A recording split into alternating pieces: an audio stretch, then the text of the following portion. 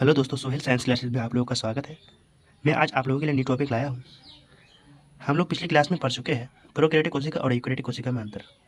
आज हम लोग पढ़ने वाले हैं पादप कोशिका और जंतु कोशिका में अंतर। आप सबको मालूम है कि मैं ट्रिक के साथ पढ़ाता हूँ और ट्रिक के साथ पढ़ाने से ये फ़ायदा है कि याद हमेशा के लिए रह जाता है। चलो, इसके लिए भी मैं एक ट्रिक लाया हूँ। जैसे कुछ ट्रिक को देखेंगे अब हम। ट्रिक क्या है? ट्रिक है कोशिका हरी कैसे। कोशिका हरी कैसे, इस लाइन को आप याद रख लो। आप इन दोनों के अंतर कभी नहीं भूल पाओगे। तो कोशिका यानी कि कोशिका भित्ति, ह यानी कि हरित लवक, ऋ यानी कि रिक्तिका, के यानी कि केंद्रक, से यानी कि सेंट्रोसोम। फिर से एक बार पढ़ लेते हैं। कोशिका यानी कि कोशिका भित्ति, ह यानी कि हरित लवक, ऋ यानी कि रिक्तिका, के यानी कि केंद्रक, से यानी कि सेंट्रोसोम। चलो, अब हम लोग अंतर पढ़ने वाले हैं इन दोनों का। इस मुख्य बिंदु है ये मुख्य बिंदु, जैसे कि कोशिका भित्ति। कोशिका भित्ति पादप कोशिका में उपस्थित होता है, जबकि जंतु कोशिका में अनुपस्थित होता है।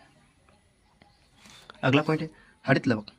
हरित लवक पादप कोशिका में उपस्थित होता है, जबकि जंतु कोशिका में अनुपस्थित होता है। रिक्तिका रिक्तिका जबकि पादप कोशिका में उपस्थित होता है और जंतु कोशिका में अनुपस्थित होता है। अगर नहीं, सेंट्रोसोम की अगर बात बोले, सेंट्रोसोम पादप कोशिका में उपस्थित होता है, अनुपस्थित होता है, जबकि जंतु कोशिका में उपस्थित होता है।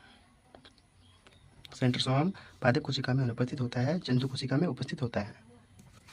केंद्र की अगर बात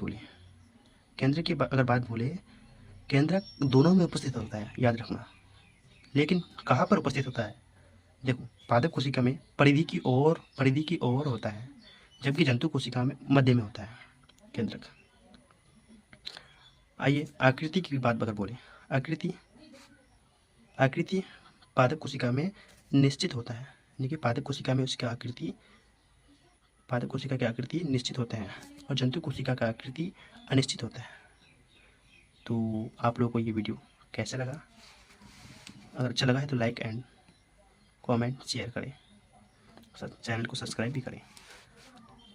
अगर इस वीडियो में कुछ भी कमी आए तो कमेंट में ज़रूर बताइए, मैं उस कमी को अगले क्लास में सुधार करूं जैसे।